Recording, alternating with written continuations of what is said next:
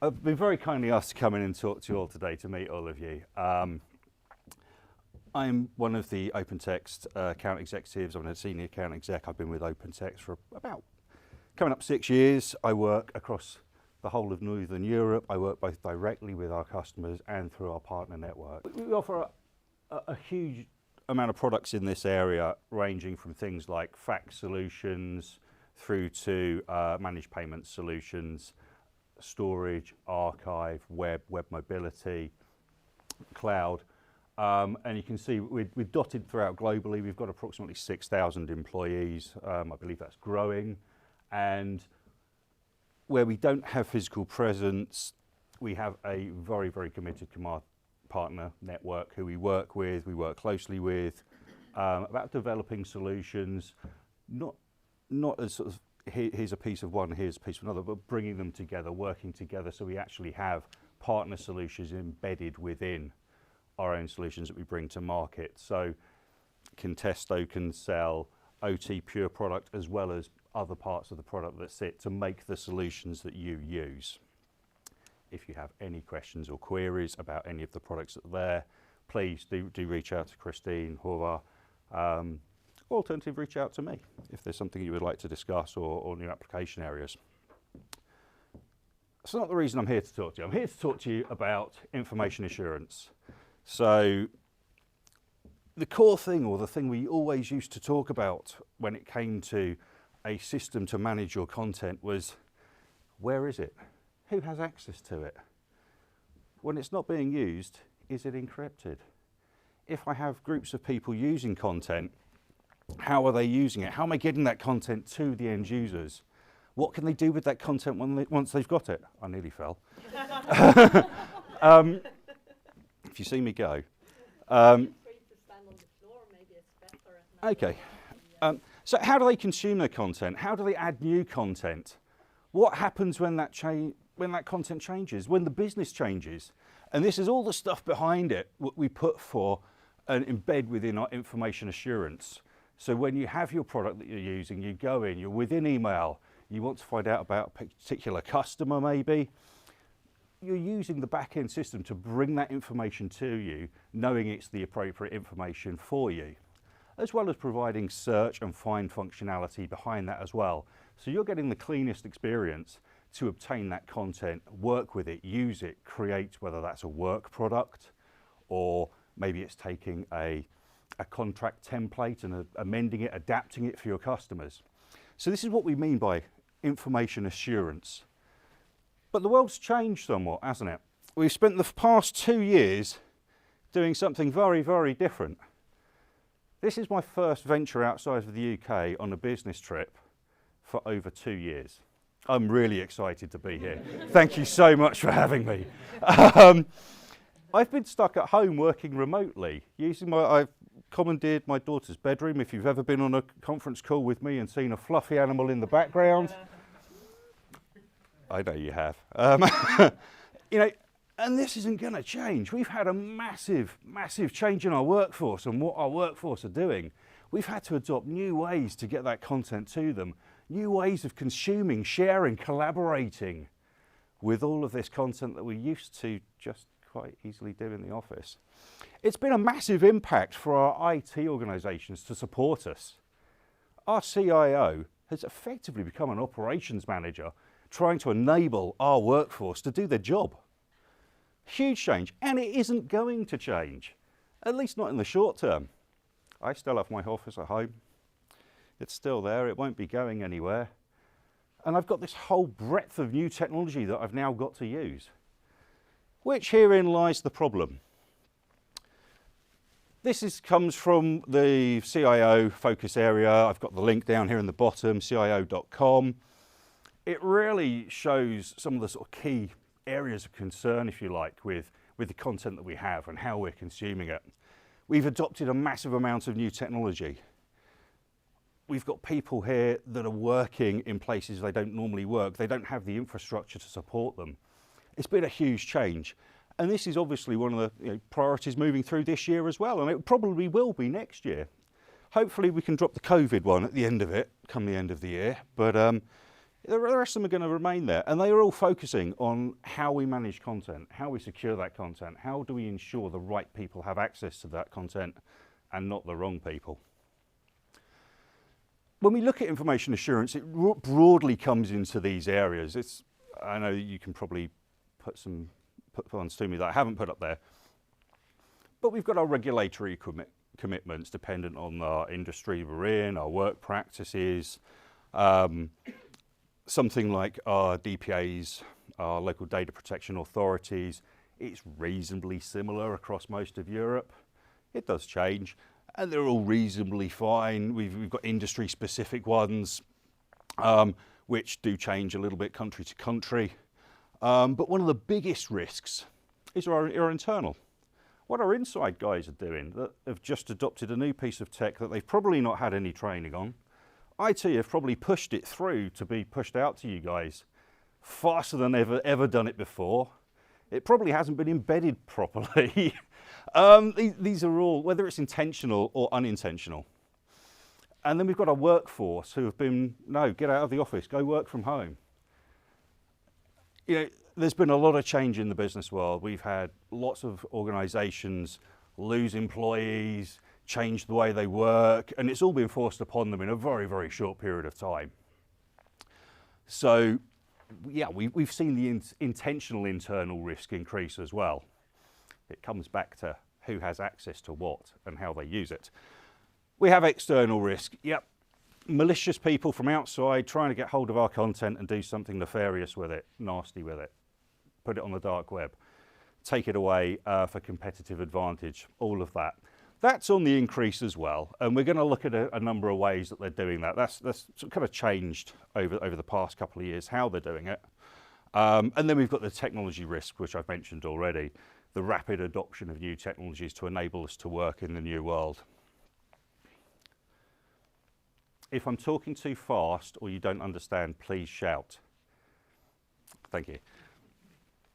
I put this up here just to give us an idea of the sort of industries that are being attacked by malicious actors. This could be internal or external. Just to give you an idea, I've not taken it from any of the industries that you're proactively involved in. This comes from a consumer report. ForgeRock, if you've not heard of them, have a look at them. They post this information quite regularly.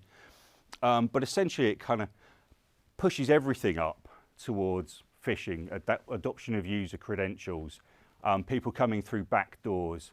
If you've got, okay, I've encrypted my servers. Yeah, but they're coming in with your details. It's unencrypted for them. You know, and we've seen breaches up again. It's kind of what we expected to see. There isn't anything here that is not expected, but maybe the figures are a bit higher than we thought they would be.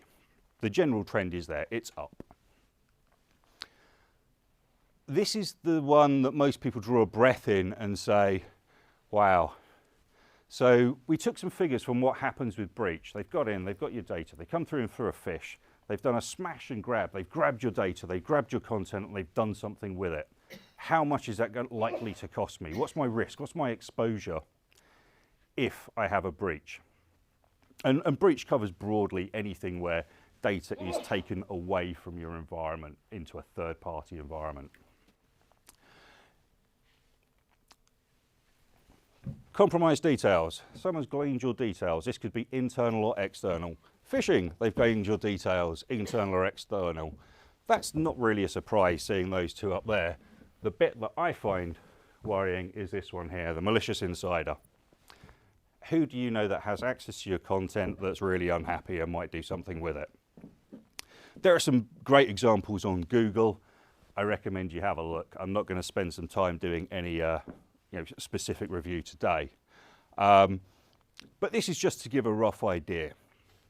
The wider part of the business unit I'm in actually deals with e-discovery, breach services, what happens if. I can tell you some horror stories. I'm not going to. I'm not here to preach to you. This is just to give you an idea of what's out there and how much it's likely to cost. This is America, by the way, so, you know, maybe doesn't apply quite so much for Europe. GDP, our DPA, our local data protection authorities, again, kind of what we expected.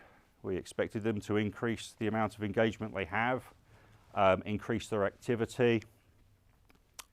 The big lean on this is the fines. The fines are up huge compared to their actual activity.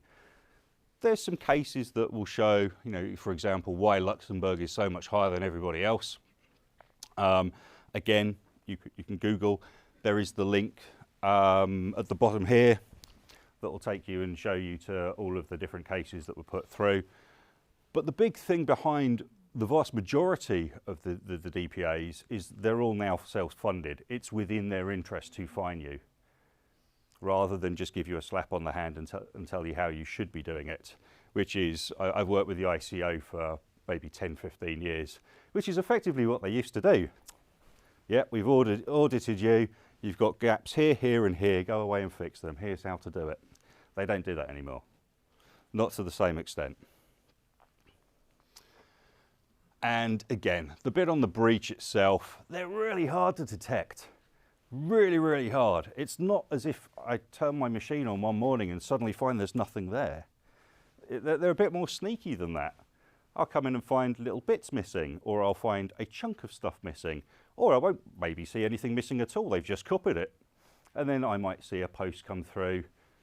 We've got your content. How much are you going to pay us not to put it out there? Again, the big impactor on here is, in addition to the actual effort that's involved in going through this, and this really is a horror story in itself, there will be significant financial loss. There will be operational downtime. No CFO, CIO, CTO ever wants their name in one of the papers, on one of the news sites, in one of the technical news sites, industry news sites, saying how they have lost content. They have lost your content. They're probably going to get fired and replaced by someone that probably can do it better. Their career may be impacted, as in they're going to find it quite difficult to get a job again after having gone through this. And there'll be a raft of legal action that follows on afterwards, dependent on the type of data that is taken from the system. This is probably where the US is significantly different to the UK and most of Europe, where they will actually put in insurances against people being sued post content loss. So, you know, me as a customer, if I have my content stolen from a bank, I can go back to them and demand reparations for, you know, if my credit score is affected, if my ability to get a loan is affected, if I lose future financial opportunities because of this event happening. So it's quite a serious thing. I imagine probably the UK before the rest of mainland Europe, but it's heading that way across the board. Whatever America does in this environment, we tend to follow, maybe at a more sensible rate. But what do we do about this? What does OpenText do? What do we do in the background? It really comes back to the first couple of slides I showed you, where we talk about information assurance. So when you're talking to Contesto, when you're talking to me, and when you're looking at how you manage your content, where you put your content, who has access to your content, putting in appropriate controls in place so that you know that this dodgy fellow Dean that's come over from the UK isn't going to do anything silly. You remove the ability for him to do that. You can also look at other ways of managing that content that's in there. I know most of us will look at the life cycle of our content. Once it reaches X amount of time, we then dispose of it, we get rid of that content. But we can also look at ongoing. Who's accessing the content? How many times are people accessing the content? Where are we encrypting? Are we encrypting the right stuff, or are we encrypting everything? Are we destroying everything? Are we keeping everything all the time? So there's an awful lot of work and thought that goes into the first conversation when we sit down and talk to you about what it is you're looking to do. And that's beyond the operational conversation of, you know, what's the underlying benefit. Obviously faster, easier to do, save money. And there are other extended services and products that we offer in this space, which I hope none of you use, to be fair. Breach response, so this is finding out how much of a hole or how much damage has been done. DSAR is probably something that a few of you do have. So this is a subject access request. Someone says, show me all the information you have about me. It tends to be HR activity around this one more than anything else, but I know a number of our customers in this part of the world will be proactive in mining, environmental impact, have a lot of regulation around what they do and how they do it. And we quite often see information requests coming from that as well. E-discovery, used in a very, very broad sense. What content have I got? How valuable is it to me or not? We see that a lot within merge and acquisition type activities. We also see it within, unfortunately, you're being sued scenarios. Okay, let's go and find out if this is something we should fight or if it's something we should try and settle outside of court. The more traditional security products, such as endpoint security, where are my network accesses? Where are people coming in to the system? Where are people taking content out of the system? All of those are available. And in addition to which, we also post an awful lot of information online. This is all free, you can consume it. I think I have put the link in the, yeah, I'll put the link in the bottom right there. Have a look. We talk about all of our products and all of our industry solutions. Sorry, I've been in your way a lot of the time. Let me move over here. A lot of our products, a lot of our industry solutions, what we're doing in a certain area, we are thought leaders to some extent in many of these spaces. And we talk around the subject matter, what we're doing, how you would want to maybe use eDocs to sit behind some of your systems or be part of your systems, help you manage your content that you've got. And we're going to flick through that one.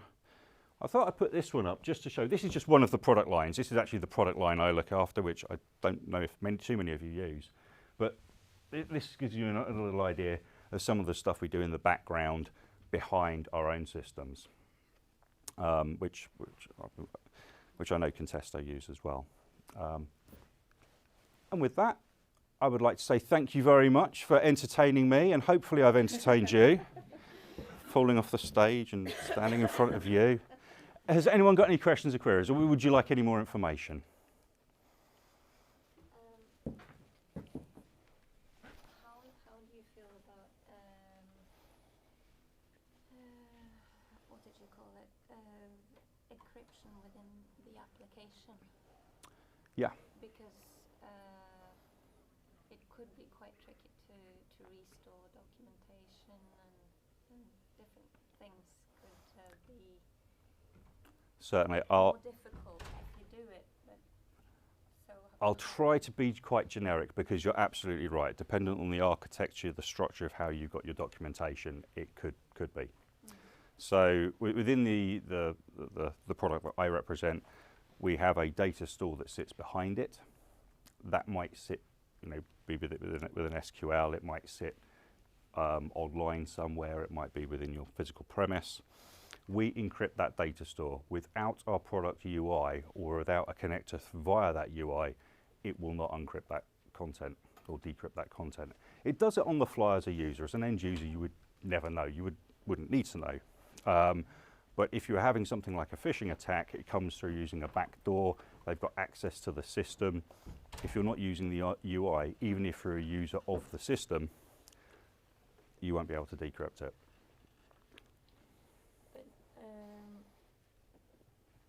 But what you do with the difficulties? Because then you really kind of locked. If you need to access something swiftly, then you really have to decrypt and then.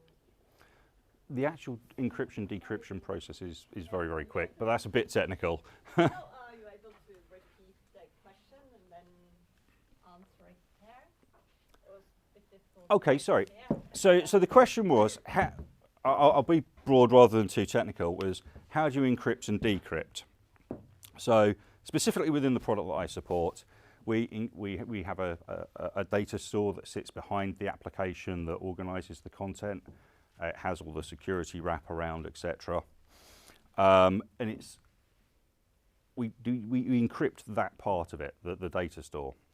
So when you come through the user interface, the UI, that could be the system itself, or it could be an integrated product to it.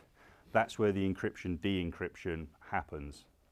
So if you've got someone coming through a back door, from the security perspective, whether they have user credentials or not, if they're not using the approved user interface method to access that content, it won't decrypt it. However, you as a user, you would use your standard UIs, your user systems to access that content. That would be encrypted, de-encrypted on the fly. You as a user wouldn't even know. I know I'm being quite high level on this one, but does that give you an ish answer? I was thinking more about if you would recommend it from not an end product user, but to an administrator's perspective.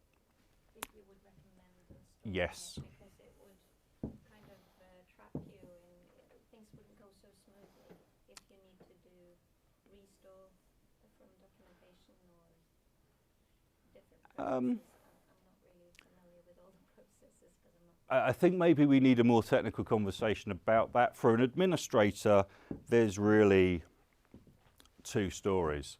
One is your administrator, you give them the keys to all your kingdoms. They can access everything. Is it right that they should be able to see what your CEO wrote to his secretary about firing Dean because he's got very good? Probably not. And so you've got the internal actor where you might want to avoid giving them access to certain information. There might be a third party. I know a lot of companies are looking at cloud now. Yeah, we want a third party managed infrastructure. That third party has access to your data store as well. So they probably shouldn't have access to the content that you're putting in there. It's not really on topic, but there was a very different case where this is a court case where the lawyers use Google Translate, and Google Translate, if you put content in Google Translate, that content then becomes property of Google, and they lost the law case because of it. So I'm not saying if you put your content in Google that it's theirs and therefore your content is at risk, but you've got your content in a third-party environment. You've got third-party people going in to access that environment to manage your content upon your behalf. Do you really want to give them access to the content that you've got underlying there, or just let them get on and administrate the system? Very, very different to a hands-on user that's working with a team. Dean, I can't access this document. Well, that's because you're not part of that user group that can, but I need it. Okay, well, we now need to make you access, give you credentials so you can access that, however you manage it. But the actual encryption, de-encryption happens on the fly. The end user would never know. If the third party, let's say Microsoft, Mm-hmm. has the encryption key, are you really stuck? Dependent on your agreement with Microsoft and what they manage. Most organisations will manage stuff like that themselves, the certificates and keys, etc. But yeah, you can outsource that as well.